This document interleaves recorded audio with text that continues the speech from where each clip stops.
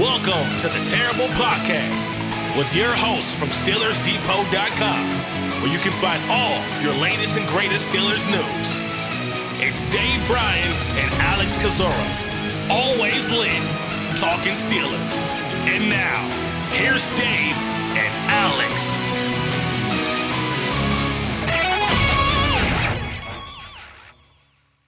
Welcome to the Terrible Podcast, Season 14, Episode 154. He's Dave Bryan. I'm Alex Kozora, SteelersDepot.com. Thanks for being back with us here this Friday. Steelers Nation, less than 1 week until training camp, the final week of non-football activity until basically January, and hopefully longer than that for the Pittsburgh Steelers.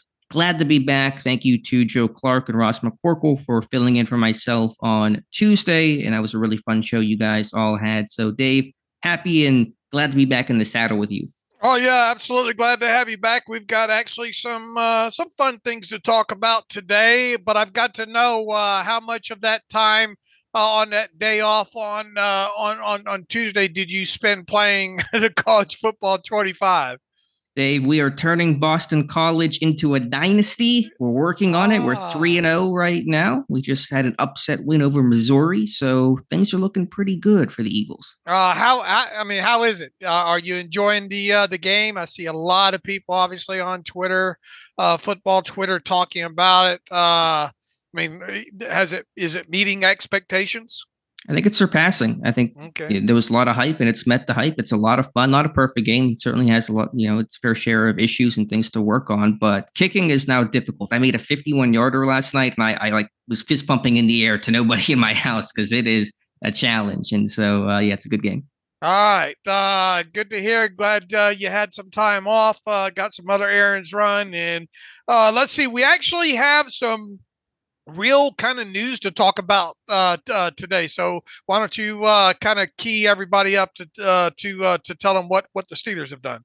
Yeah, they've been really busy. We're basically true to form right after Tuesday's show. The news started to come in. So the headline things that have happened since Tuesday's episode: Brandon Aiyuk officially requesting a trade, Pittsburgh signing linebacker Tyler Matakevich, and the team has finally announced a replacement in the booth for Bill Hillgrove. It is Rob King, who was kind of figured to be the favorite and now made official. So, Dave, dealer's choice, where do you want to go? Aiyuk, Matakevich, or Rob King? Let's get the Rob King stuff out of the way real quickly first, because we won't have to spend a lot of time with that. I think obviously he was one of the names that people had probably thought would be the front runner for the job. Just in listening to the past, he's definitely got the radio voice, and I think he'll do very well with the job there. Once again, I've heard him call other things, and obviously familiar with his voice. I think he's done some recent interviews with Steelers.com with some players as well too. So I wasn't blindsided by the decision, I'll tell you that. And I think he'll do well in the role. And we could be talking about, Rob King could be the voice of the Steelers for the next 30, 40 years, right? Sure, he could. And it's a logical choice. I was wondering if they might go with a more out-of-house, quote-unquote, because they'd waited so long to make this decision, but they go with somebody local, somebody known, somebody Steeler fans know, a familiar voice that will always help that transition, trying to fill the big shoes left by Bill Hillgrove as he stepped down from the play-by-play role for the Pittsburgh Steelers. So, yeah, Rob King has done everything. He's done Pirates pregame. He called the Pirates game earlier this year. He's replaced the late Stan Savran, as you said, for some of the Steelers.com media things, their interviews they do. So, and then I don't know Rob King personally, but from what everyone is, who does know him has said, he's the nicest guy in the world. And so it's always good to see good people get rewarded with opportunities and jobs like this. Absolutely. So I would imagine, we're only 3 weeks away from the first preseason game, if you can believe that. 3 weeks from today, they will play the Houston Texans in the first preseason game. So glad they finally got that news pushed out. Was beginning to kind of wonder when it was going to break, and now we have it, and it was kind of the expected news. So we'll move on from that topic. And we'll hear Rob King 3 weeks from today on the mic. All right, Dave, let's kind of keep working backwards here. Tyler Matakevich, Dirty Red, is back. So that was a kind of out of left field signing Pittsburgh made Wednesday evening, and they released in a corresponding move safety Jalen Elliott. But Matakevich returning. He drafted by Pittsburgh in the 7th round years ago. He was a great special teamer, really a core guy. We'll imagine that'll be his role should he make the roster again. The question is, to kind of go with the meme here, what does it mean? What does it mean for Cole Holcomb? What does it mean for Mark Robinson?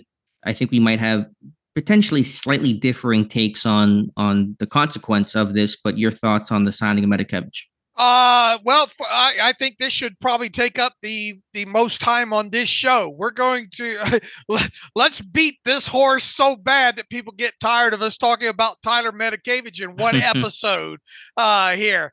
Let's start with the player and the signing at its core here. Everybody's most people should obviously be familiar with Tyler Matakevich, formerly drafted by the Steelers, several years ago. Boy, that seems like yesterday at this point. Already been in the NFL, 7-8 years now at this point.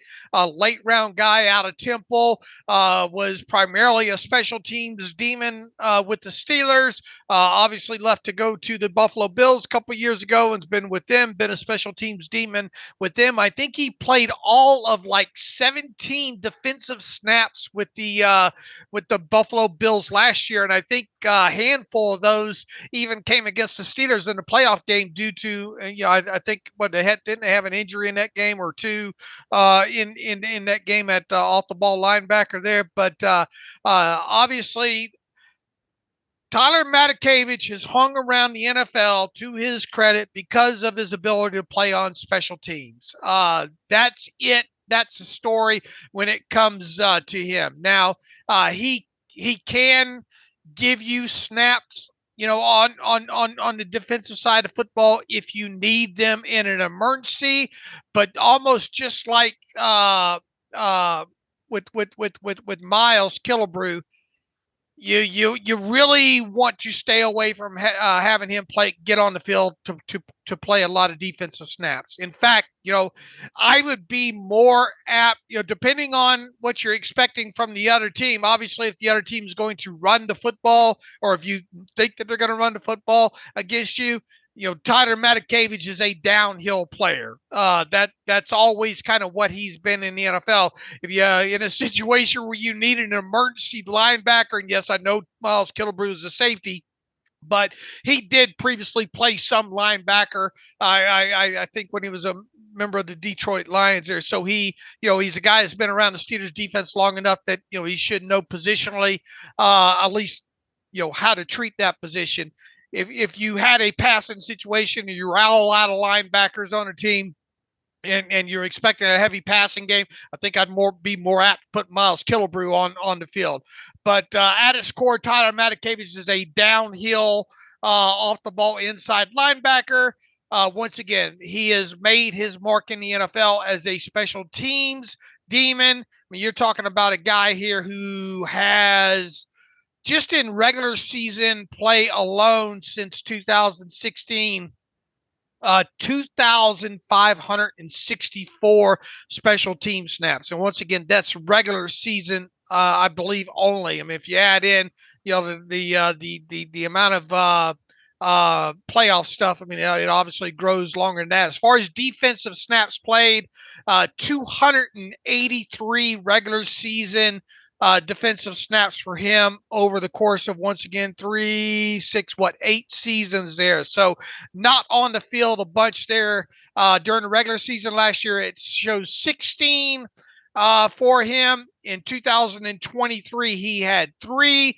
In 2021 with the Bills, he had 43. So now I think it's clear what if he makes the Steelers 53-man roster, where will we be seeing Tyler Matakevich? And that'll be as a core special teams player.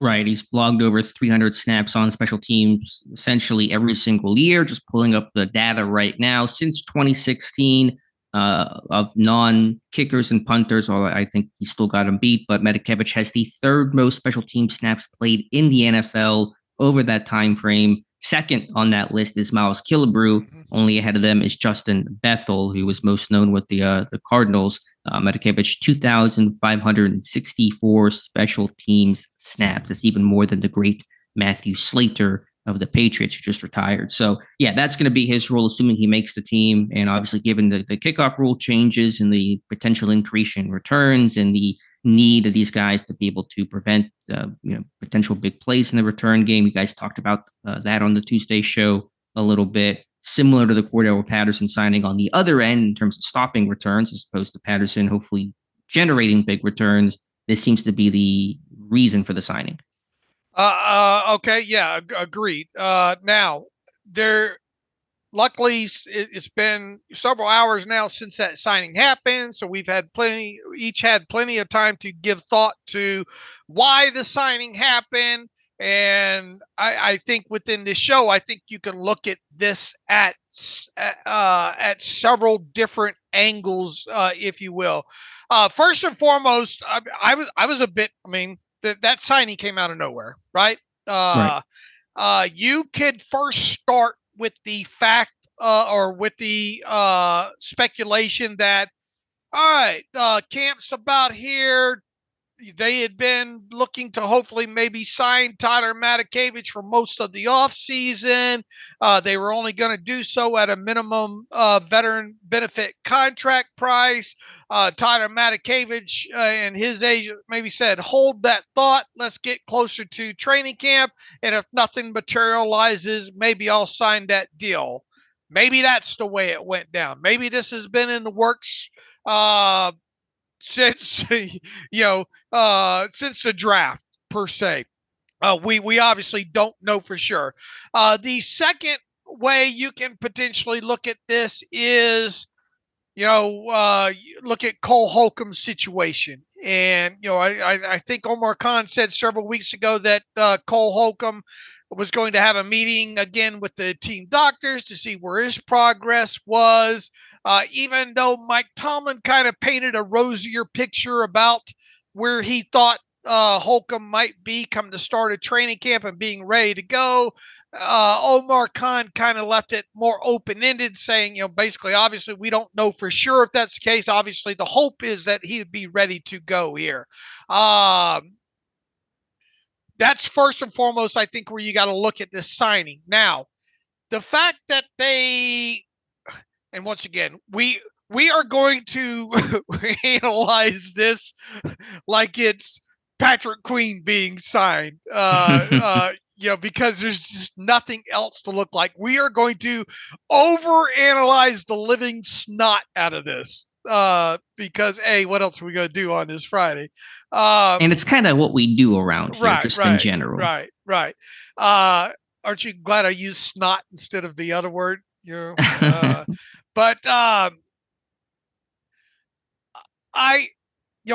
look at reciprocal move. Safety was released.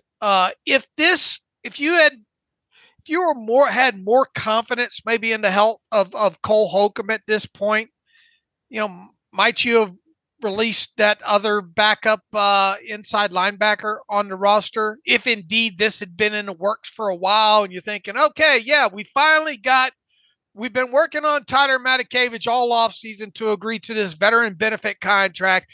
He finally said, look, I'm ready to go with this thing. We're saying, great. All right, we're going to add him to the inside linebacker room. And with that, we're going to turn loose. Who was the other? Tyler Murray. Right. Yeah. Tyler Murray, Jacoby Windman, some of the backup off-ball linebackers. Right. So if you are comfortable with Cole Holcomb going into camp, why wouldn't you just release a guy like Tyler Murray, I guess is my first question there. So we won't know the answer to any of this until really probably either a week from Wednesday or a week from Thursday, because by then you would imagine the Steelers have made their decisions as far as which players are going on the active PUP list or the offseason non-football injury list there. So right. That's when we'll know for sure. Up until then, it's just going to be speculation. But we've look, we've talked about Cole Holcomb all offseason, kind of wondering if he might be ready for the start of training camp. And I think if you look at the calendar right now, and I wrote this in the post the other day, Alex, we're right around the 8-month mark with him. So it would, 8 to 9 months is kind of become more of the norm of when these guys come back from these serious knee injuries, right? Mm-hmm. Right. But on the flip side, we have seen a couple of players take a little bit longer than that as well, too. So as we have said for several weeks now, don't be shocked if Cole Holcomb shows up on the active PUP list at the start of camp. And it does kind of make you wonder with the addition of Matakevich. Some people are saying, yeah, but Matakevich is special teams only. I get it. I get that. But he's still a guy that could give you practice snaps at the inside linebacker position. Right. And he knows the system. It hasn't changed that much dramatically since he left. And obviously he knows the team. They know him. So it's a quicker acceleration to get him back on the field and ready to go in Pittsburgh system. So yeah, the good news, as you said, is we'll know our answer soon on how much Cole Holcomb's status may have impacted this signing and the decision to bring in Matakevich, because you would assume by Wednesday, Pittsburgh will have declared their PUP guys. To be clear, just because I always forget this rule too, if Holcomb goes on active PUP, he still counts against this team's roster. It does not open up a roster spot if he lands on active PUP. So that was my first thought, because as you said, Omar Khan had mentioned a couple months ago that Holcomb would have a doctor's appointment around sometime in July before training camp, and that would help kind of create some guidance on what his outlook was going to be. And so maybe they got some news that he's not quite ready to go for the start of training camp. What happens, though, if he's ready to go for week one? He should make the roster. The question is, does Matakevich make the roster too? And if so, whose spot does he take? And that's where I go to with Mark Robinson, whose spot I thought went from relatively secure before the Matakevich signing to now, at best, I would say 50-50. Well, I mean, I think Mark Robinson's spot prior to this Matakevich move was could be put in question anyway, right? Sure, but he was more likely to make the roster than not as a number 5 inside linebacker. Who was going to beat him out? I mean, was there anybody a favorite to make the roster over him that would take his spot before Matakevich signing? I just think that there was going to be some competition within, sure. Obviously within that room, and then that obviously assumes that this team's going to keep 5 inside linebackers. I mean, who knows with the way the tight end and the wide receiver position groups go. At the very least, this team's going to keep four inside linebackers and 4 outside linebackers, right? For a total of 8. The question is do each of those groups grow by 1? Or does one group grow by 1? Generally, the inside linebacker position is more special. You see more special teamers come out of that group. So it would lead you to believe that there's going to be potentially 9 total linebackers kept, 4 on the outside, 5 on the inside there. And then if indeed we're talking about the bottom of, regardless if you're talking bottom or not, Peyton will, we know the guys that if healthy are going to be in that linebacker room, right? It's going to be Patrick Queen. It's going to be Elena Roberts. It's going to be Peyton Wilson. And if healthy and not on PUP, it's going to be Cole Holcomb. Right. And then the outside linebackers who are locked in, Watt, Highsmith, and Herbig. So that is, 7? They usually keep 9. So there's 2 spots that you could call up for grabs. And look, if you're going to be that number 4 or number 5 on any of those position groups, outside or inside linebacker, you damn sure better be able to log 200 plus special team snaps, right? Right, which Robinson can, but the question is, will they want someone who's an upgrade there, which Matakevich, I think arguably even later in his career, still would be an upgrade as a special teamer. Right. And obviously been a captain, you probably have more comfortability with him, with understanding situations and all the things that go along with that. Let me rewind real quick here. And just make sure everybody understands what could potentially happen with Cole Holcomb. If he is put on, if the team deems him not ready to practice when training camp opens next week, he will be they do indeed place him on active PUP. It's important to understand what active PUP means. What active PUP means is that he can begin practicing at any time moving forward into camp in the preseason there.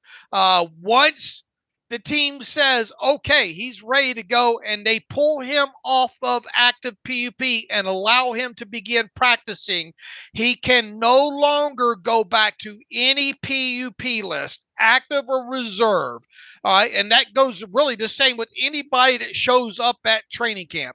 Once a player shows up at training camp and practices at training camp, they are no longer eligible to go on either active PUP or reserve PUP. So if a guy goes out in the first practice of training camp and has a hamstring injury, you either going to have to waive him injured, or you're going to have to let him get, or knee, let's say a serious knee injury.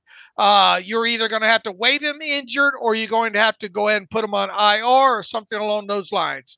Once a player practices at training camp, he is no longer eligible for any PUP list. Okay.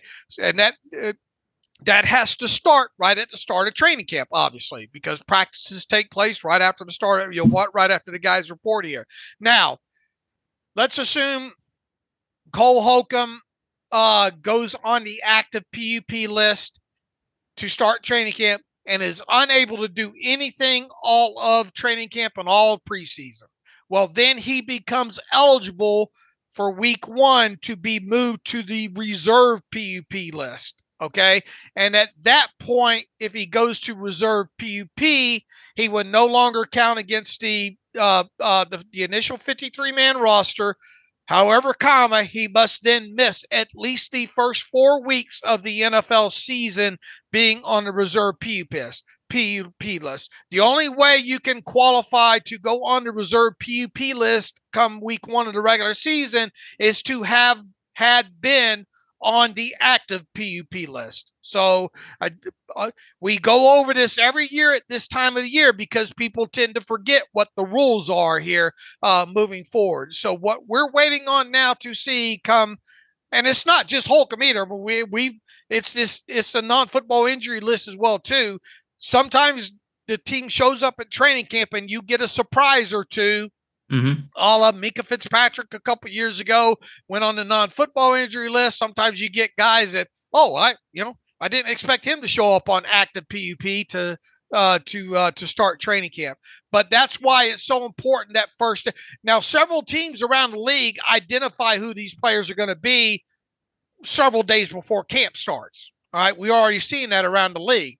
The Steelers are notorious for waiting till they absolutely have to put the move in before announcing the move. So that's why. And I think some other teams have rookies report early, and so that kind of starts their training camp. Pittsburgh has rookies and vets report the same day, so they start the process, a little bit later than other teams do. All right. So now that we have that clarified, that's why we're looking to see if Cole Holcomb shows up on the active PUP list, and people should now understand what that means if he's placed on the active PUP list moving forward there. So before we move in more into the Mark Robinson aspect of it, you feel less inclined to think that this move with Matakevich is related to Holcomb. Well, I think it could be both.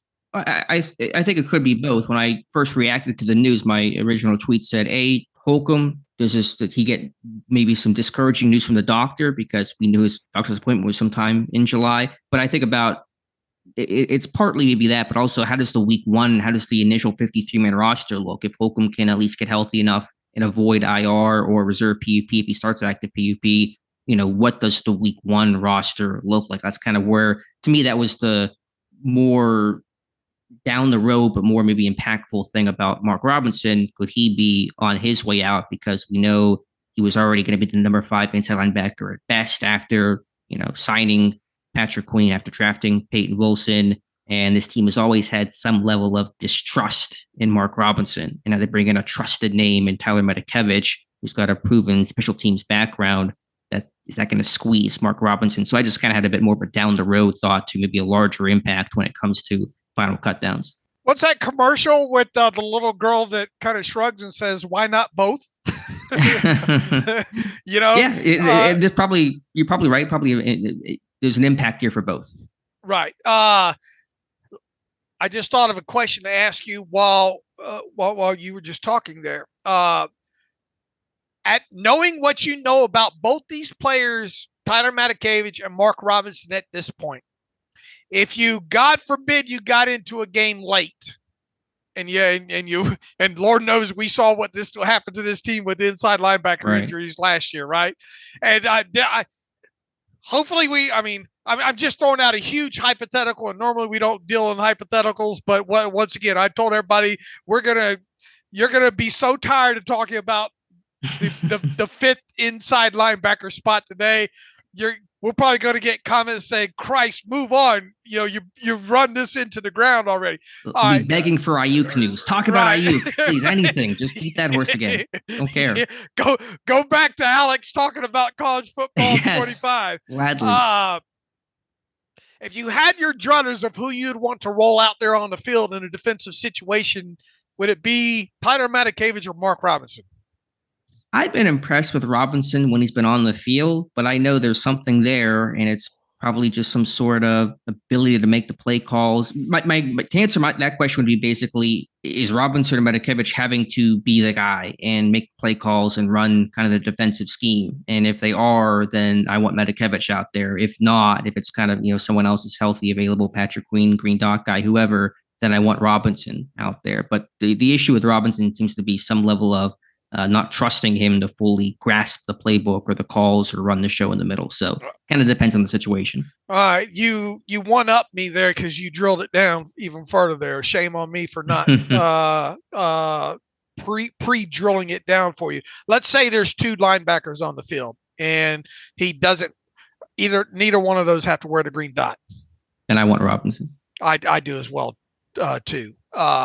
But good on you for drilling it down, because if you had to roll someone out there, at least from what we think that we know right now, in a green dot situation, I'd probably want Matakevich out there. Right, which is what happened last year. Even though he's been away 3 years, Yeah, well, that's why they unretired Miles Jack, because they ran that situation and they trusted him to do it more. They trusted Michael Walker to be able to handle communication more than Robinson. So, hopefully now again, Robinson was such a young guy coming out, and he played running back in college, and so there was going to be a learning curve. He's still pretty new to the position overall, so it may not be that he can't get better and be able to dial these things in.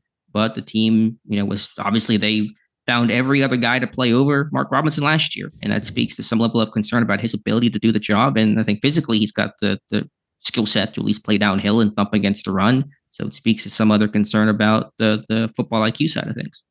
And, I obviously Tyler Matakevich, and props to him, man. You go back, you think, man, how the hell is this guy stuck in the NFL for 8? I mean, it's a huge, this guy beat the odds +4, right? Sure. When it goes to how he's carved out a role in the NFL. He will, however, be 32 in 100 something days, and he wasn't as impactful on special teams last year, but the Bills pretty well coached and all like that. On top of it, he did play. He still had 6 combined special teams tackles. I don't think he led the Bills in that category last year, though. But obviously he's a guy that's trusted, i.e., the way the Steelers trust Miles Killebrew in that realm. And look, we're reaching the time of year where you and I talk a lot about putting stock in special teams play for bottom of the roster guys, right? Sure. Let's see. Cyron Neal had 7 total special teams tackles for the Bills last year. Matakevich, what did I say? Matakevich had 4. Matakevich had 4 total special teams tackles during the regular season. During the postseason, he had 1 other in there as well too there. So obviously a guy that can still run down there and get it done. And when you're talking about this new kickoff role and yada yada. You want guys that are dependable in that area. All that said, special teams ability and all, Matakevich is not a lock right now to make the 53, right? No, I wouldn't call it that. But who has the better odds to make the roster? Assume that Holcomb is ready to go and avoids any sort of list for week one. Matakevich or Mark Robinson, who has the greater chance to make the team? I will just say this: Mark Robinson better special teams his ass off. Sure, and he played a bunch of special team snaps last year to his credit. He played over 300. Right. It was a number comparable to Matakevich, but I don't know if he's quite the quality core guy in terms of the play and impact that Matakevich has proven to be. And yeah, the tackles were down last year, but listen, nobody returned kicks last year. The Bills didn't punt that much last year. There really probably weren't many opportunities to go out there and tackle on special teams for Matakevich. But also, we're talking about the inside linebacker room here. Make no mistake about it. You could have another position group be that extra special teams guy at the bottom there. A position group other than inside linebacker? If they carried an extra tight end per se, or a full, if they ended up carrying 4 tight ends and a fullback, I think they're going to carry 9 linebackers. Do you agree? Just overall, outside, inside, 9 linebackers. If I was to bet right now, would that be the number? Yes. Would I bet my house that it wouldn't be 8? I'm not going to go that far. Traditionally, the numbers tell you that that's probably the way this is going to break out. But if we got to the week 1 roster and it's only 8 total, 4 inside, 4 outside, is your mouth going to be on the floor? No, it wouldn't be that. But in that scenario, then do you think that neither guy makes the roster? Is that on the table? Well, I'm just saying that to me, that could be a plausible outcome here, depending if Holcomb's ready to go, yada, yada, and as we'll state throughout the rest of the training camp preseason, man, a lot of times decisions are made for you, just by it. Things always come out in the wash, per se. Unfortunate things happen, injuries happen. Who knows what's going to happen with Holcomb going forward? The rest of the summer here. On top of it, and look, Landon Roberts, you probably don't want to roll him out there for a core special teams role, right? No, not a core, but I think he can still play a little bit, have a unit or two. Right. Patrick Queen, you're not rolling out there. No. Peyton Wilson, you are. Yeah, I think I think he'll play well. He'll be a hair on fire type of dude. Right. And then Cole Holcomb, if healthy, he's probably going to end up having to play some special teams, right? Yeah, I really want to see what the roles are, because you got 4 guys that could be deserving of playing time. Holcomb, was not brought in to do that, but could he end up having that role some? If he's not playing a full-time starting role, which he probably won't, then yeah, there could be again a unit or two of action for him. All right, so kind of rewinding, trying to wrap this thing up now without beating it up too much more. The Matakevich signing could be multi-layered. It could be partially related to Cole Holcomb's status, which we'll find out the answer to that for sure in a week. But you would think at this point now with Cole Holcomb, they know whether or not he's going to make that first practice or not, right? Sure. I think he had his appointment. They probably know what his game plan is going to be for Wednesday, Thursday. We won't find the answer to that for a few more days now. Second, this could be, look, we want Mark Robinson to have more competition in the special teams aspect, and for lack of a better word, a break glass in case of emergency aspect deep down on the inside linebacker room for that. Do you think that maybe Tyler Matakevich is a guy that this team has been trying to sign for a veteran benefit contract dating back however long?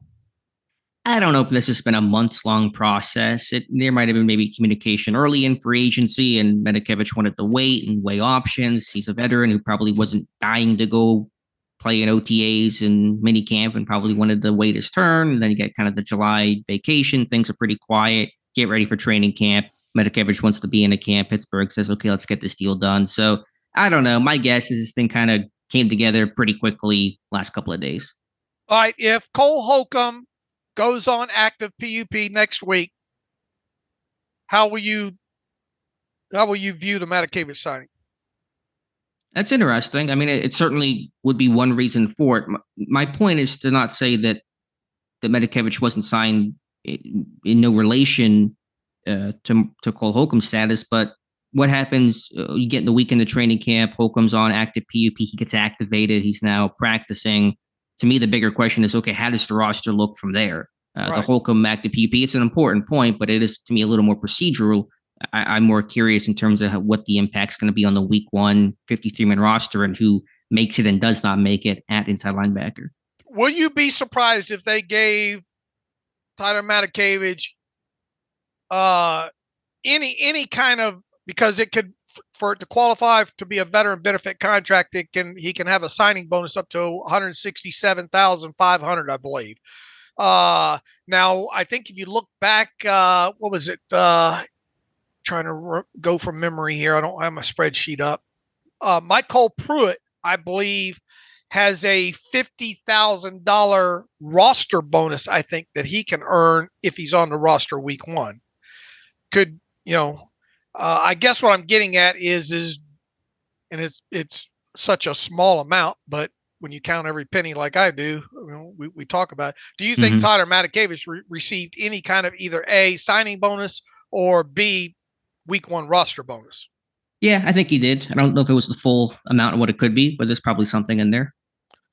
Yeah, giving it more thought, I don't think I'll be shocked if it kind of matches what they did with Michael Pruitt, saying, "Come on in, there's an extra $50,000 here sitting for you if you're on the if you make the 53." When you make your roster prediction, which I know will be coming here, I think before training camp begins, who are you putting on there at inside linebacker? That is a good question. Mm-hmm. I thought about that last night too. I kind of wondered if we might go. I'm checking the Michael Pruitt thing real quick, make sure I'm right. Yeah, he's got a $50,000. Yeah, he's got a $50,000 week 1 roster bonus that he can earn. Okay. Let's see. It says, $50,000 if he's on the week 1, he gets the extra $50,000. Other than that, it's just base salary. And with Matakevich, that should be a base salary of 1.210, just like Michael Pruitt.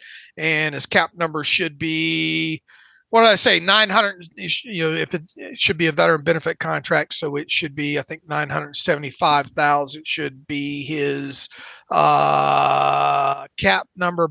Barring any kind of 985,000 should be his cap number, waiting to find out if he got any signing bonus or roster bonus attached to that. And if there is no roster bonus or signing bonus, he won't even crack the rule of 51. So it means that the Steelers wouldn't have used any cap space to sign him there. Now back to your question. That was such a great political answer. What a great question. How about this other thing over here for a second, guys? No, I'm just messing with you. Go ahead. My gut thinking about it last night was, if and I'll be doing this in a couple of days, the exercise would be to leave Tyler Matakevich off my 53. Ooh, I'll go the other way. I'll put him on there over Mark Robinson. Okay. And I'll give it more thought, obviously, in the next week. But my gut was to leave him off, and put Mark Robinson or somebody else. And I haven't drilled down the actual numbers yet and all like that. But same. That was at least my initial thought there. Now look, could he obviously end up on the 53? Absolutely, especially with his special teams background, for sure. He could there. But all right, anything kind of have we not beat that up enough? Have we not looked at it from enough angles?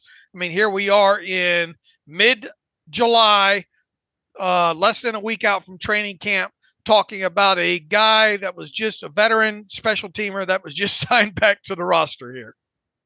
My last thought on this probably way too long discussion is I do think, and you mentioned it earlier, Pittsburgh really wants to insulate themselves with as many inside linebackers as possible, knowing all the injuries they went through last year. There's probably some scars they have from scrambling the way they had to scramble. And so I think they really want to protect themselves and be as deep as possible down the middle just because they know what happened last year when their depth was tested at extreme levels.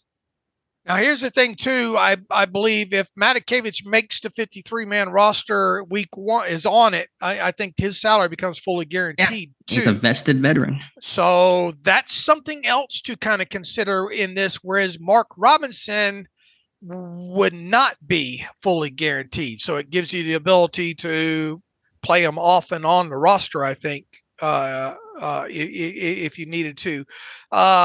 Here's something else I thought about, and I don't think we have gotten to him in the 90 and 30 series yet. In fact, I know we don't because his last name ends in a W. What about, where does Jacoby Wyndham factor into all this potentially? Reps are going to be hard to come by. I mean, you're going to get, a couple snaps in practice. Try to maximize those. He's a guy we'll have to get eyes on. I thought there was a little bit of talent there out of Michigan State. One of the 5 undrafted guys to Pittsburgh signed. So it's really a we'll see, but the reps really get squeezed because if Holcomb maybe isn't practicing in full, maybe he's not doing full contact whenever he does come back, that may open up some opportunities, but you got the line's pretty clear. I mean, you got Roberts and Queen, you got Wilson, and we'll just leave Holcomb out for the second, but Wilson and just say Matakevich, and then Robinson and Women, and then Murray, as well as you said. And then once Holcomb returns, then, you really got 2 guys, and maybe probably Women and Murray that are really struggling to find playing time. So it just is going to probably squeeze those reps even more for those guys. Winman's path to that 5th inside linebacker spot, if indeed they keep that many, is going to come into preseason as just making some huge special teams plays. Sure, whoever is number 5 inside backer has to play on special teams and probably has to be a core guy. The other concern is, you're right, they didn't cut inside linebacker to make this move. What if a couple receivers go down early in camp and they got to cut somebody to bring in a receiver to get through practice? Probably cutting an inside linebacker, so the time might be short on a Tyler Murray. It is weird though. Just thought that Jalen Elliott shocked me, but they've cut a couple of safeties. They're kind of thin at safety right now. They cut Trenton Thompson. Right. They cut Jalen Elliott. I mean, they're a little thin and pretty heavy at inside linebacker. Which at least lets you know that room's probably healthy, right? Yeah, that is also true. I'm assuming they'll all be good to go. But yeah, and that's why I circle back to kind of wondering if it might be more about Holcomb because they did not cut, Murray to make room for Matakevich. So as we do, reading way too much into a move like this, but what else were we going to talk about today? But I think we have now, at least I think, unless anybody thinks otherwise, wants to bring it to our attention, I think we have attacked that what many people would regard as probably a meaningless roster move in late or mid to late July, as meaningless. At least we've talked it out here. I think the conclusion should be, at least my takeaway is, the signing of Tyler Matakevich says something about both Cole Holcomb and Mark Robinson. Right. Holcomb more short-term for the start of training camp. Robinson more longer-term, relatively speaking, in terms of how the week 1 roster is shaping up. And look, you could get Holcomb on the active PUP list next week, and he stay there for a while. We just don't know. Sure, or he comes off it and practices, and the knee isn't right. He goes on IR. I mean, they may have to play a wait-and-see approach with Cole Holcomb.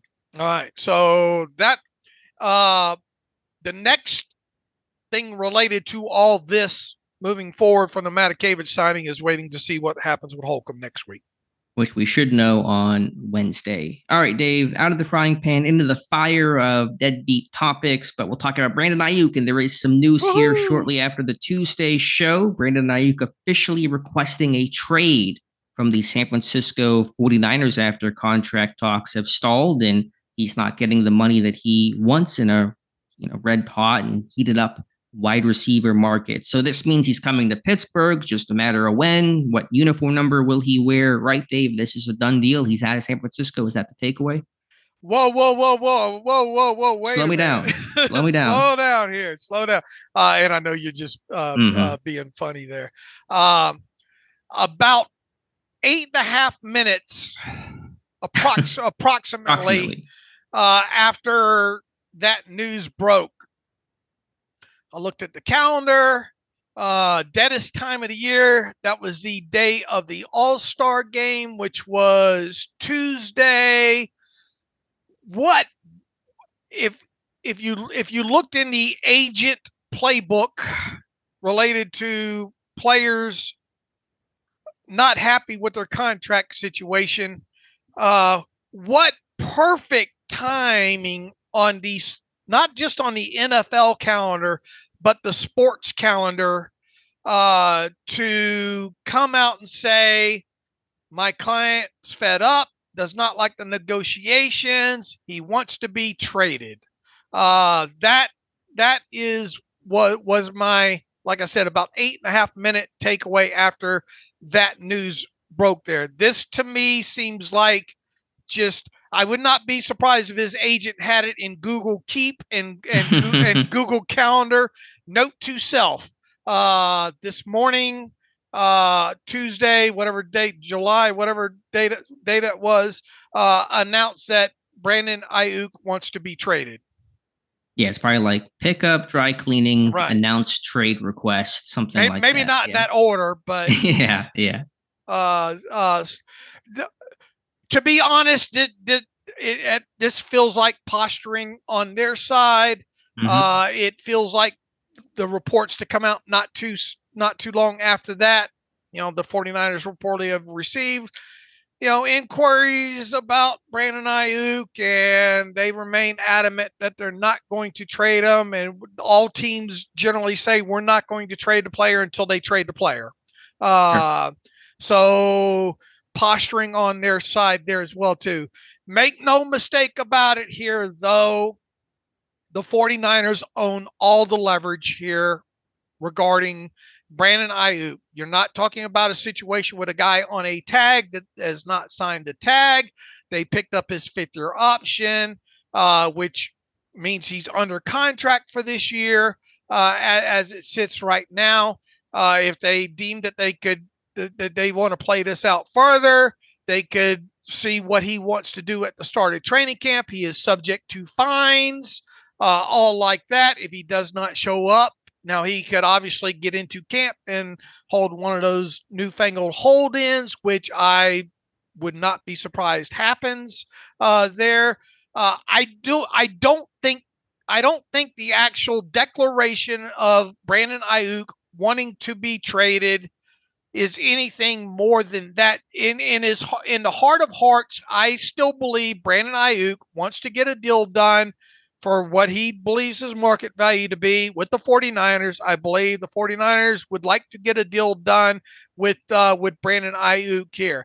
The 49ers still hold the most leverage in this situation, even though they have a player that has come out and said that I want to be traded here. We have also seen the 49ers as of late with these higher profile guys roll way past this date and ultimately get deals done with Bosa, with who else, Alex? I'm not sure who else. I mean, Bosa was the big, long, drawn-out situation last year where it was almost, was he going to play week 1? And I think he had some limited snaps because he had missed so much time, but that was the most notable one. There was a beat writer. I wish I would have bookmarked this tweet. I mean, did Fred Warner, did that take a while? I don't know. I think Warner was one of them as well. It seemed like there was a list of like 3 or 4. Robbie Gould, I don't know when he got his deal done.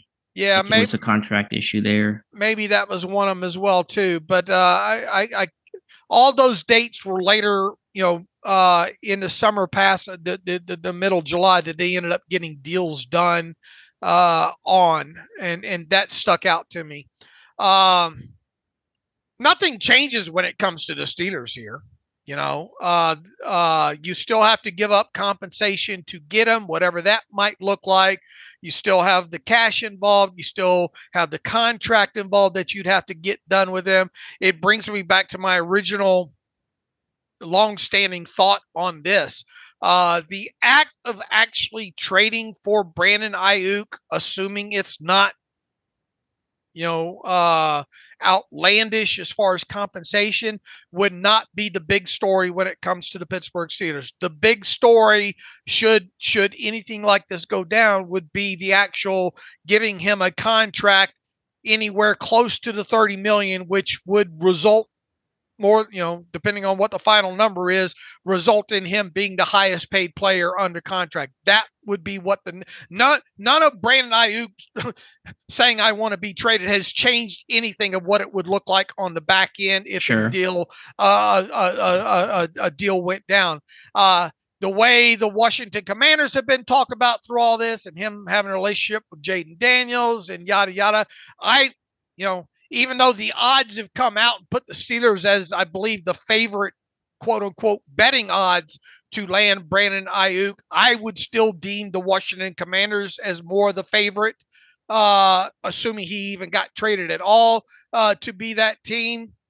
Plausibility wise, if you look at it at its core, nothing has changed here. The Steelers, if they wanted to get this done from a trade compensation, cash spending compensation, cap allocation angle, it all could plausibly get done. So, but him coming out just merely saying I want to be traded has really changed nothing on the Steelers end. Right. Or the Niners end, really. Right. I mean, it is, to me, Aiyuk, this request is the logical end to this negotiation, to this dance where, as you said, the Niners hold a bunch of leverage. And so Aiyuk is playing every card he can play publicly to kind of create the PR narrative about his situation, what he wants and what the Niners aren't willing to do. This has been cold and calculated and methodical. And this is the ultimate trump card that he can play with the trade request. Just go back to Deebo Samuel a couple years ago. He was one of them, by the way. I think that was on the list. When did he? I think he signed his contract later in it was actually right at the start of training camp, July 31st, 2022. He wanted a deal. He requested a trade. It was earlier. It was in April. He wanted it. He asked out. Big scuttlebutt about that. Deebo's going to be gone. They can't get a deal done. Deal gets done. Start of training camp. Will that happen with Aiyuk? I don't know. Will it happen as soon with Aiyuk? Basically at the start of training camp. I'd be surprised if it happened that immediately. But all this is to say that the trade request, to me, doesn't mean much. Doesn't mean he's going to be out. Doesn't mean he's coming to Pittsburgh. We're still on a holding pattern. We're still in wait-and-see mode. And, there's still going to be more to this story. It's not the last chapter of, okay, he wants out, they'll trade him. That's not my interpretation of it. This is just him trying to use all the leverage he has at his disposal. Right. And like I said at the start, I think they're just turning the pages of the playbook over on his side of the negotiation. And what better day to do it than the afternoon of the All-Star game, where you really don't have anything happening in the sports world at that point. You're going to get max media coverage and social media coverage of such. And that's what I kind of chalk that up to at this point. Now, Andrew Brandt, former agent, said on his podcast that he not only does he think that Brandon Aiyuk won't get traded, he's not sure Brandon Aiyuk gets a new deal from the 49ers. Now, I'll be surprised if that's the end result. I do still tend to sit in the chair or the opinion of I don't think Brandon Aiyuk gets traded overall, but I think I'm not going to go as far as thinking that they don't get a contract worked out with him. The next line in the sand to me, though, is the start of training camp. I don't know exactly which day the Niners report. I should look that up, but will Aiyuk be there? He was not going to practice for sure. He's not going to go through ladder drills or anything like that. He'll hold in at best, quote unquote. But I wonder if he'll even attend training camp and tell the Niners, go ahead and find me. Go, try me. And look, they have the ability to forgive those fines as well too. And didn't they do that? Do they? Is that change? Didn't Bosa, didn't they forgive Bosa's fines and all like that just recently? I thought it was mandatory, but maybe it did change, because I had read something that teams will not then kind of like throw in extra money on the long-term deal once it's struck to kind of recoup that fine money, but maybe they changed it. Let's see. I believe I read discuss. Okay. I mean, I believe you. Lynch indicated the 49ers will forgive those fines on Bosa. Okay. So then, yeah, teams can always do that. And so these deals can still come together pretty quickly.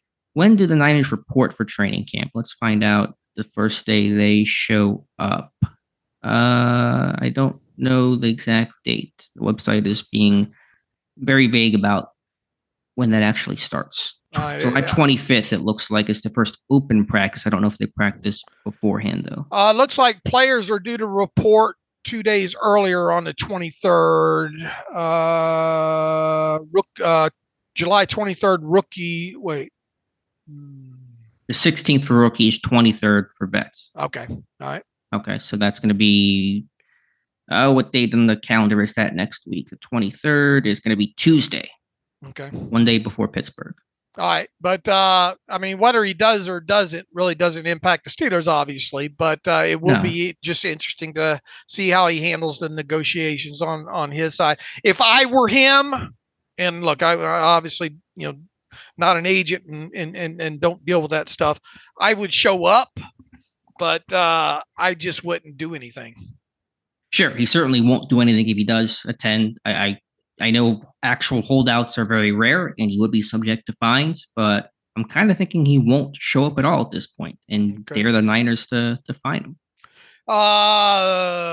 Has your thoughts on Pittsburgh acquiring a starting receiver changed at all over the last couple weeks and months? No, I don't know what it looks like, but it feels like they got to do something. And that's been my stance. Now, obviously, I've given it up hope on it being Aiyuk, Sutton from Denver, Metcalf, all the guys that we overtalked most of the offseason. I've given up hope on that, but I could see it being a less sexier acquisition of some kind. With Aiyuk, so when you say you give up hope, you think there's no chance that it happens and he would get traded to Pittsburgh? I don't think that off the table. Personally, I think it's possible. I think it's plausible still with technically with all three of them. I think there's some level of plausibility there. As far as probability goes, it's under 10% easily in my mind for all those guys. Even Aiyuk. Yeah, under 10%. Okay. Yeah, I'd go a bit higher, but still below 50%. But because once again, the big story wouldn't be the actual, in my opinion, the big story would not be the actual Steelers traded for him. It would be giving him that damn big ass contract afterwards. Sure, but I know this is a team that wants another receiver and they're aggressive and they want to win a playoff game and they're feeling that pressure. And you could have Aiyuk. This wouldn't be a short-term play. It would be a long-term play. And also, just a quick aside, no, trading Dan Moore is not going to help get the Brandon Aiyuk deal done. And no, Pittsburgh's not trading Alex Highsmith you can't, how much dead money would they would get killed in dead money if they traded Highsmith. They just restructured his contract. So get those thoughts out of your head. Right. They're talking about it because they need something to talk about at this point. But man, you've got, let's see, 5, 10, 15, 20. You got over what, $20 million in potential dead money if you traded him right now? Highsmith? Yeah. I mean, they just restructured it. That was the whole scuttlebutt around the draft. They just restructured Highsmith's deal. They're trying to clear cap space. You can't restructure the guy and then trade him. That's so you can technically. I mean, you can, but it'd be financial, just to your detriment. Right. I mean, once again, look, we're guilty as most of trying to find things to talk about, especially this time of year. You've got to be really desperate at this point to be talking about throwing in Alex Highsmith on any kind of deal whatsoever at this point, because it just common sense tells you that just won't happen for all the reasons that you just described. Yeah, you're just playing Madden at that point if you're trying to shoehorn those types of things. So yeah, again, I'm not going to close the door on in an Aiyuk trade, but just to me, the actual request doesn't, as you said, change the calculation at all. Now, would I be front row clapping if they did it? Hell yeah, I would. Yeah, I support it. But do I think that it's going to happen? No. So we'll just stay tuned. That's the takeaway. Really. Even though it feels like much has changed, in our minds, little has actually changed. Right, but all it's done is it achieved its goal. It was to get people to talk about Brandon Aiyuk in the news cycle this past week and get fans all excited that maybe their team can potentially land him. And obviously, Brandon Aiyuk's the guy that we've talked about for several weeks now. So yeah, you're going to see Twitter flooded with "Yay, let's it's going to happen." And look, I realize Aiyuk's out here liking all these Instagram post of George Pickens and Steelers and Commanders and whoever else he's liking. But all that is just plays out of the playbook there. Right. That's the PR, but the public side of it, which is fine. That's his right. That's the leverage players have and they exercise. Totally cool with that. But tactfully, does it change his situation? No. All right. For all of you that were already mad that we talk about Brandon Aiyuk too much this offseason, we are sorry. And we're sorry for the future because I'm sure it'll happen again, starting probably in our next show or two, whenever the Niners report the training camp, we get an idea of what Aiyuk's camp plans are.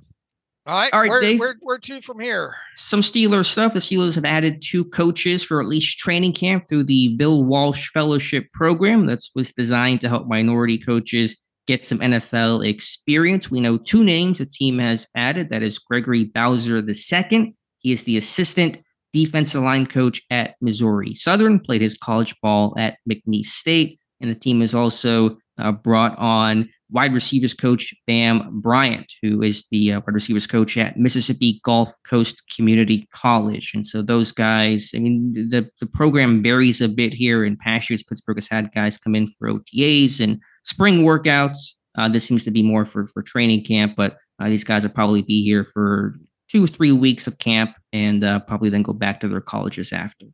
I have not verified this yet with NFLPA or per se Joel Corey, but Over the Cap has Tyler Matakevich listed just a flat out base veteran benefit contract, like a pretty much predicted. So 1.21 base salary, which is the vet minimum for his accredited season. It's not showing any roster bonus or signing bonus whatsoever. So that would make his, if indeed they are correct and they got to the information first, which they are usually good at not adding things that they don't know to be true. His cap number should be $985,000, which means the Steelers use 0 salary cap space to sign one Tyler Matakevich. So no, that's not confirmed. They're on the roster bonus or signing bonus. We don't. They have him listed. Not there. On their site now as being Steelers, and that being his salary and that being his cap number with no roster bonus or no signing bonus given. And generally those things don't get added back in. They're usually just correct on the initial posting. Right. It'll show up on the, have they, look, like anything, people make mistakes, but I'm common sense tells you that this is what's going to be the contract anyway.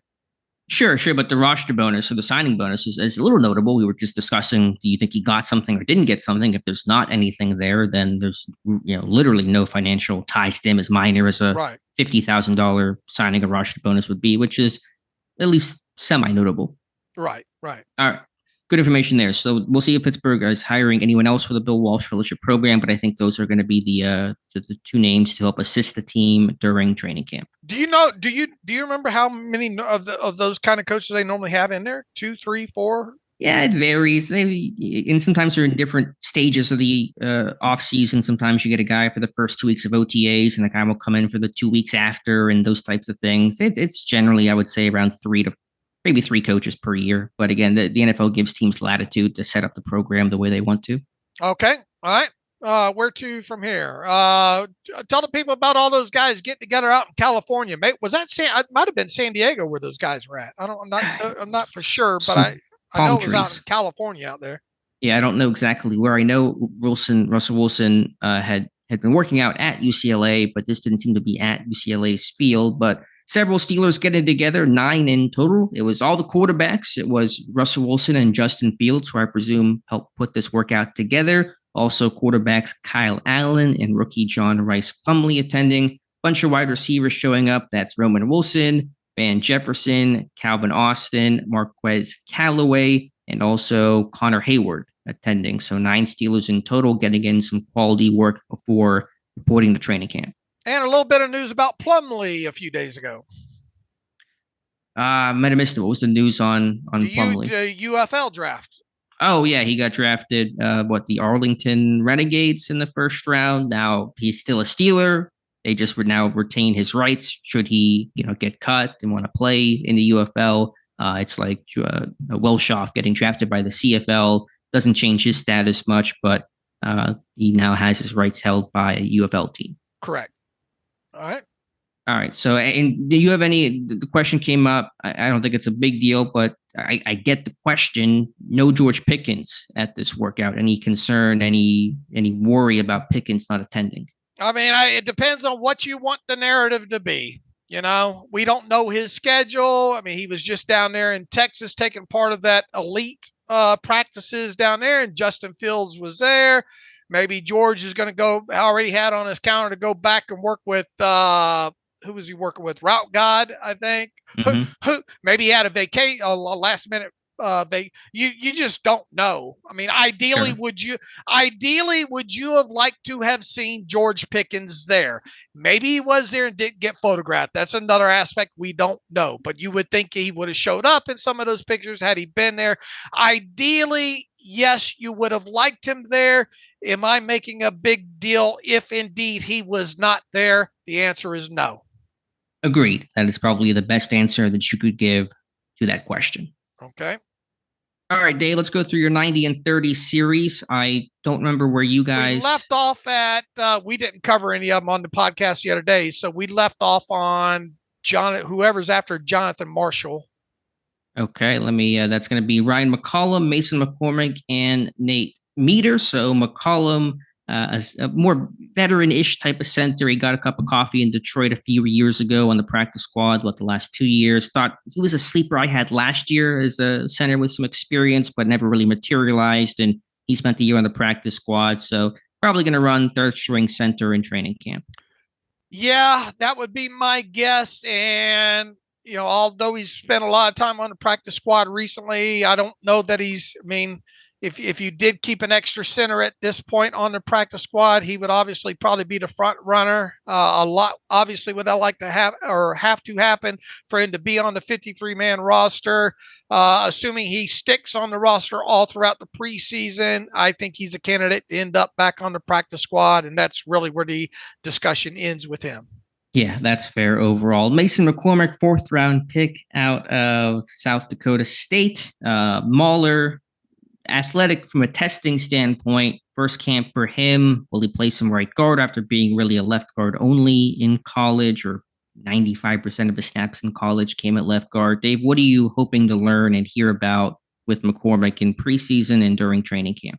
The biggest thing is getting reps at both guard spots. It'd be interesting to see if he gets in. I mean, we had this conversation last year with Spencer Anderson, right? To some degree, is how much, if any, work does he get at center? He played very, very, very, very, very little center in college, but will they at least let him get a snap or two there, a rep or two every now and again there?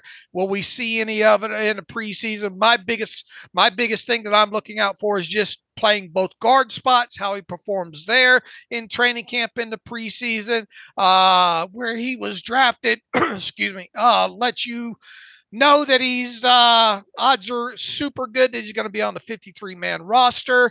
Assuming that does happen, could very well end up dressing for games right out of the chute in 2024, especially if the team only carries 9 total offensive linemen on their 53-man roster. I think you're going to see him in a Steelers uniform this year. The question then becomes, how many snaps does he end up actually playing in any games? One would think that it would have to be injury related for him to see the field. I think so too. Maybe I'm being a little too pessimistic. I'm not mad at the pick and even taking the 3rd offensive lineman in the draft, but there could be some growing pains for Mason McCormick. I wonder, he's athletic, kind of fleet of foot in space, but can he be able to work on combo blocks and get to the second level and stick? I thought there were some issues on tape doing that. Technically, I think he'll have to adjust some things, no fault of his own. But for example, I wrote about in the offseason, In college, he was taught and utilized a skip pull. In Pittsburgh, and basically every NFL team, they use a square pull. So you have to change your footwork and just kind of rewire yourself that way. I know guards in Pat Meyer's system can have a learning curve in pass protection, different way of teaching things with those more aggressive on-body, off-body sets. So I wonder if McCormick's going to struggle there a little bit. I think he'll have his moments where he'll shine as a run blocker and be a mauler and push some people around. I like his demeanor. I like his attitude. I think that, personality is what Pittsburgh is looking for. I just think there's probably going to be some ugly moments and some things to work through his first time in training camp. He should get plenty of preseason snaps, and a guy that we get at least a good chunk of tape on during the preseason. Yeah, I think so as well. He does have a ton of experience, and so that can help him. Even though he's coming from a smaller school, this guy's played as much football as any rookie played during their college career. All right, safety, Nate Meters, and obviously a tough path to make it with all these safeties getting cut. I mean, there's going to probably be some reps there for him. So, I mean, practice squad, probably his best path, but he's surviving 2 safety cuts. And so there's something to be said about that. Yeah, that in and of itself, he has appeared in 3 NFL games to date and has logged, I think, 11 total defensive snaps with 37 more coming on special teams. His last appearance in a game, however, came in 2020 with the Vikings. He has 2 total tackles to his credit in that limited NFL action. During his college career, played very little at safety as he mostly played cornerback, both outside and in the slot. So there's that aspect of it.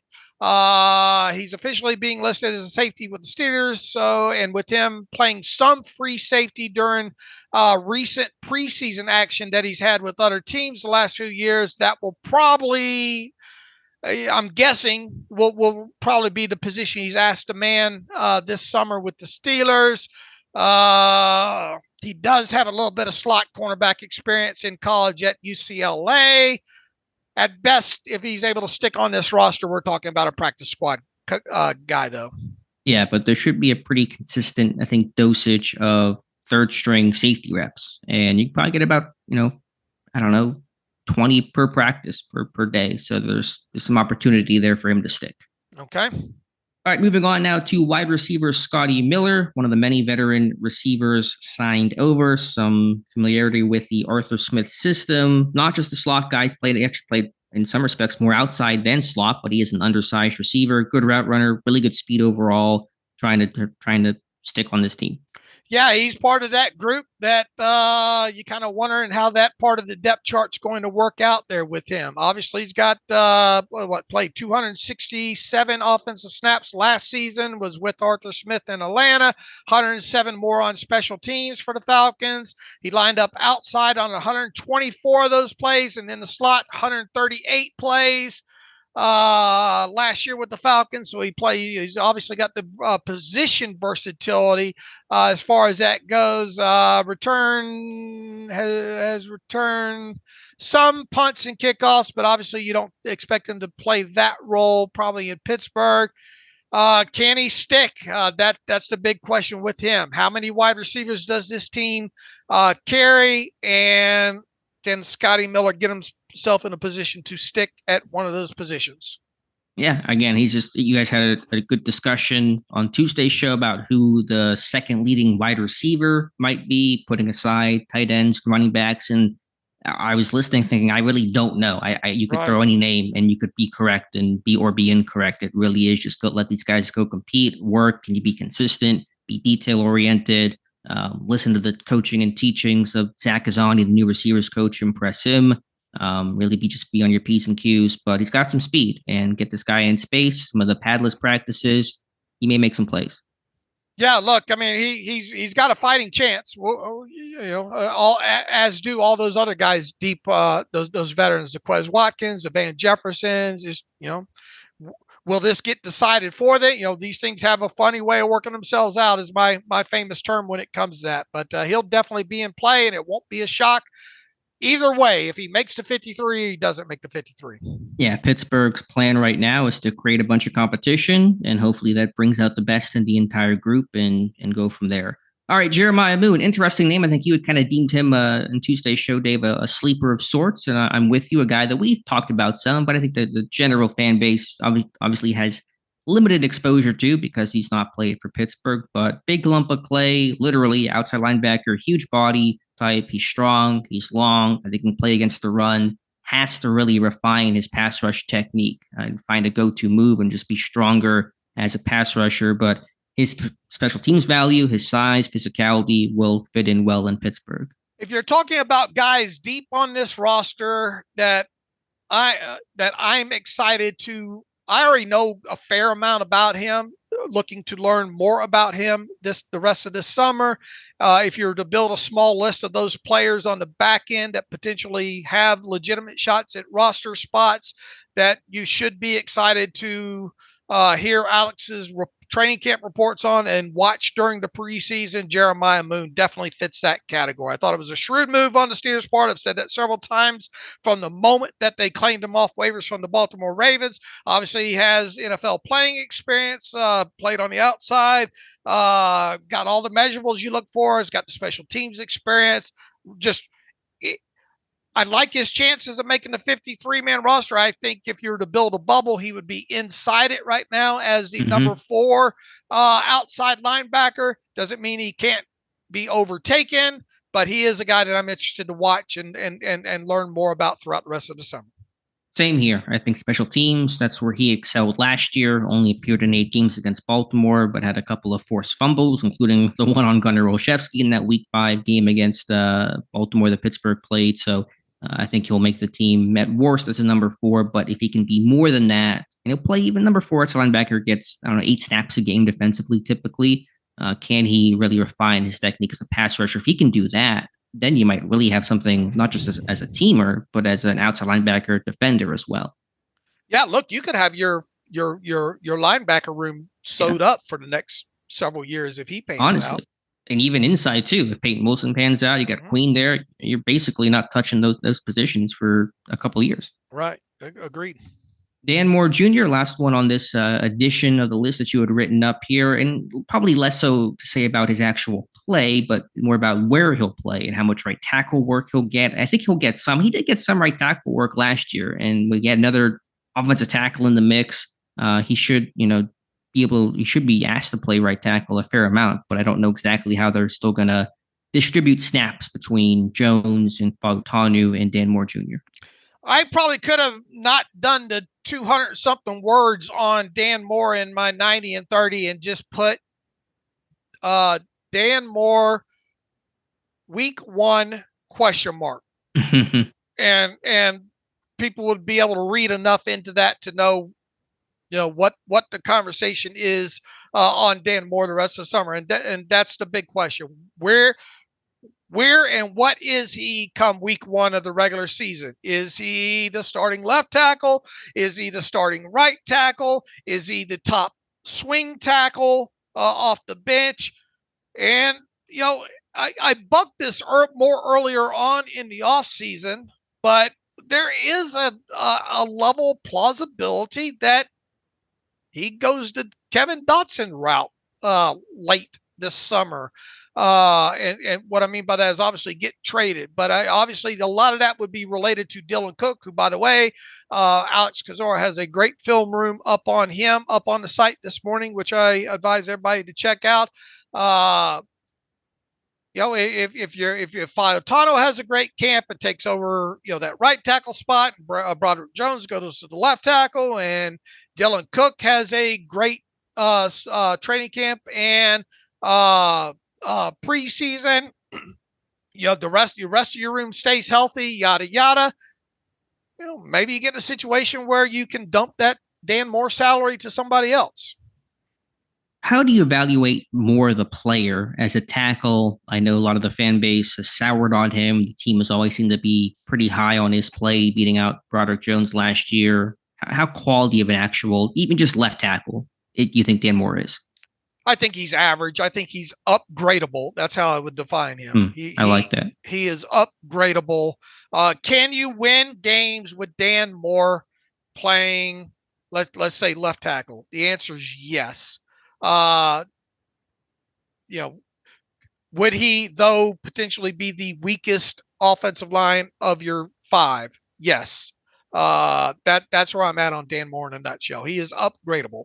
Yeah, that's a fair assessment. I think he's a underrated run blocker. I think he's a good run blocker. I think in pass pro, his biggest issue has always been dealing with in defending power and bull rushes and keeping his hands tight. He's always had that issue. Guys get into his chest. It's never really been cleaned up. It's kind of been the one thing. If he could really improve that, he'd get a lot better. I think he's gotten more comfortable working independent hands under Pat Meyer, but he's just, he does not have the anchor and the strength to deal with bull rushes, nor the technique to properly defend them. And that's always been his biggest problem. All right. Shall we move on to the next three? Yeah, we'll go through them here pretty quickly. Tyler Murray, off-ball linebacker, mentioned him. Reps going to be hard to come by with his team loading up on inside linebackers, adding Matakevich, and if Cole Holcomb can practice in a capacity throughout training camp. So just has to kind of survive and not get cut because there were injuries somewhere else in camp. I probably could have saved myself a lot of writing with this one as well, too. It would be, don't go out and buy a Tyler Murray jersey. Yeah, and hopefully he's renting. This could change in the next 15 minutes. It could change in the next 15 hours. It could definitely change between now and, even the first preseason game, if you will, there, especially with Tyler Matakevich coming in.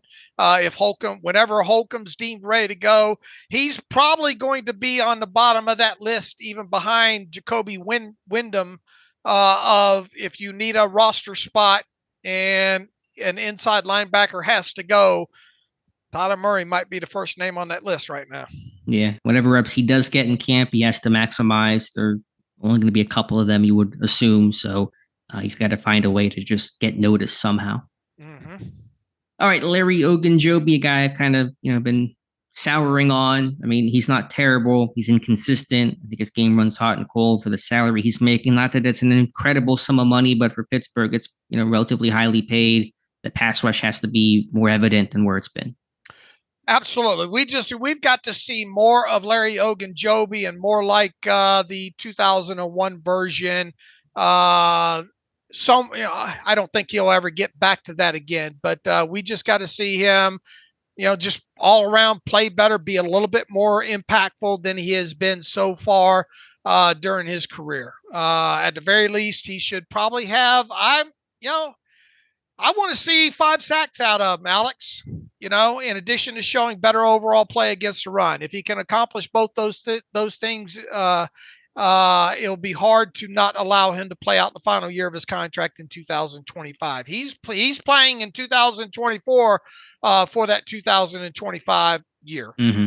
I agree. From a camp perspective, there really isn't a lot to really note. It's about regular season production. I would just say he's always dinged up in camp. So he's got a toe issue last year, and I think it was dealing with the foot the year before. Can he get through a camp healthy and get those reps so he's ready to go for week 1? That'll be the thing with Ogunjobi. Right. And then finally, Cordell Patterson signed as a primary kick returner. We'll see what kind of offensive involvement he has in training camp. He will have some. Will he get split out? Probably get moved around some. Receiver background. He may get, I don't know how many carries he's going to get. I mean, I think they're going to be pretty conservative and careful with Najee Harris and Jalen Warren, but Patterson knows the system and is 33. So how much are they really going to ask this guy to get beat up in training camp? I can't say for sure, but I want to see how they use him offensively in some sort of maybe different personnel groupings and just different alignments. I'd like to see him carry the football a couple of times, just get used to that offensive line in the preseason. I think you will see that. Obviously signed because of the kickoff rule and all like that. That's the thing to get most excited about with him. Additionally, I mean, this guy was drafted as a wide receiver, and you can do a lot of things with him, and they should do a lot of things with him. We've reached pony backfield discussion season with training camp getting underway. I think there are instances where you can get both Najee Harris and Jalen Warren, and or Jalen Warren and Cordell Patterson, and or Najee Harris and Cordell Patterson on the field at the same time, and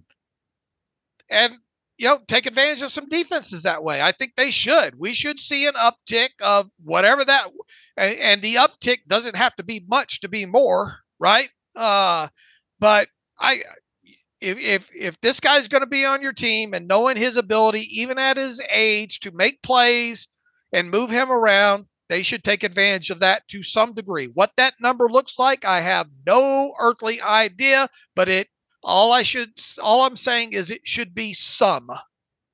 Yeah, and hopefully we'll get a look at some kick returns in preseason action. I wonder if they'll even do a live kick return in camp. I know that's almost never an occurrence, but given that these plays are less of the car crashes they were before, I wonder if they'll try it out to get a feel for these big changes before getting inside the stadium. I don't know. I'm a little concerned that the teams in the season are just going to kick away from Patterson and just kind of mitigate his usefulness that way, because you can easily kick away from Patterson if you want to. All right. This might, we have to quantify this, but let's say Najee Harris and Jaylen Warren don't miss any time due to injuries. If I were to put the over-under of total offensive snaps played by Cordell Patterson in 2025 at 79.5, what is 79.5 divided by 17? 4.6. That sounds maybe a little rich there, right? If they stay healthy, Harrison Warren the entire season, yeah, I'd take the under slightly. Even though he's got the Arthur Smith connection, Patterson didn't see a ton of offensive snaps last year when they drafted Bijan Robinson and had Algier back there. So even his role phased out last year, another year older with two established backs ahead of him.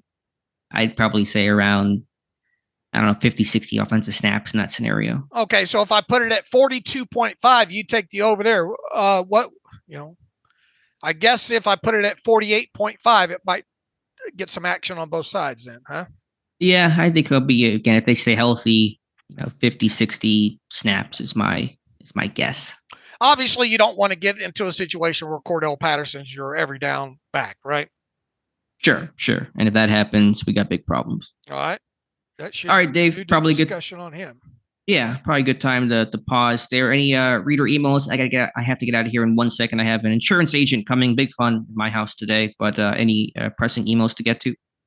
Let's do one from Garrett Humberson here. Russell Wilson and complimentary football. Given that A, Pittsburgh had the 7th best scoring defense in 2023 at 18.4 points per game, and B, Denver had the 6th worst scoring defense in 2023 at 23.2 points allowed, and C, Denver's offense outscored Pittsburgh's by 70 points through week 16 at 4.6 points per game. Can we extrapolate that both the Steelers and Russell Wilson are positioned to be in a much better situation from a complementary football standpoint in 2024 versus 2023? The short answer to that would be you would expect them to be positioned, yes, as a better complementary football team on the offensive side to help out the defense. Now, the proof, expectations and what actually happens end up being two different things. But at its core, yeah, look, they better possess the football longer. They better score more points per game on offense than they did. The defense needs to be at least equal to, if not better than it was last year. So at its core, what you're saying here, yeah, the expectation should be that they are better positioned to be in a better situation from a complementary football standpoint in 2024 versus 2023. Thoughts? Yeah, no, I agree. I mean, for Wilson, better run game in Pittsburgh, stronger defense, just more stability overall. I think he's going to be in a better scheme and a better pairing of Smith and Wilson than what existed between him and Sean Payton. I think for Pittsburgh, just stronger quarterback play overall, hopefully a better offense. So, yeah, I think it's a really sound and succinct way to phrase that it's complimentary for both sides. All right, real quick, Jim Bendis talking about the Colin Cowherd article on his top 5 head coaches. Fly through most of this. He says, and he talks about how leadership, when you're able to take a below average team and give them a winning record, how do you rank a below average team? This is subjective. Tell the players on the team that they are below average team with a winning record and wait for their reaction, blah, blah, blah. He ends this with saying, so I challenge you to come up with your head coach success criteria, then objectively rank the 5 to 10 head coaches out there based on this criteria, but don't don't include Tomlin to ensure your objectiveness, not at first, at least. You can insert him in the process. This process at the end, and Alex has got to break away here soon, is way too long to get up to speed. I will just say this. I mean, when you talk about head coaches and how you would rank them and motivation and all like that, I mean, like it or not, it comes down to wins and losses, right? I mean, it's a results-oriented business. It is a results-oriented business. End of story. How many coaches do you see be able to go 2-3 years with below 500 records that keep their jobs? The way, the best way to really rank a coach at its core is wins and losses. Like it or not. Yeah, but the point will be for Tomlin is he's had regular season wins, but the playoff wins have not been there. And what does that say about him if this drought of no postseason success continues? It's a fair critique. Jim, I don't mean to put you off here, but we are kind of crunched for time here to get into the conversation of trying to rank and all like this. I get your overall point and appreciate the email here, but we'll have to kind of table. Maybe have us circle back to this a little bit later, Jim, if you think about it, want to resend an email there. But at least we hit part of that at its core there. All right, Alex, let's wrap this thing up unless you got anything else to add here. Nope, that's all. We'll come back. I don't know exactly how next week will look. We'll figure it out, though. Of course, we'll be back next week for, at least a Monday or Tuesday show. Monday or Tuesday at a minimum. So until then, you can follow me on Twitter /X at Steelers Depot. Follow Alex at Alex_Kozora. Follow the show at Terrible Podcast. Email the show, theterriblepodcast@gmail.com. If you like what we do and want to donate to the cause, SteelersDepot.com. Hit the donate button, upper right navigational bar. Also, if you like an ad-free version of the site, SteelersDepot.com. Hit the ad-free button and follow the directions that way. And look, thank you for visiting the site. Thank you for listening to the show. That means a lot. Thank you for participating in the live streams. Everything that you do to support us and what we do on a day-to-day basis is really appreciated. So until early next week, as always, thanks for listening to the Terrible Podcast with Dave and Alex.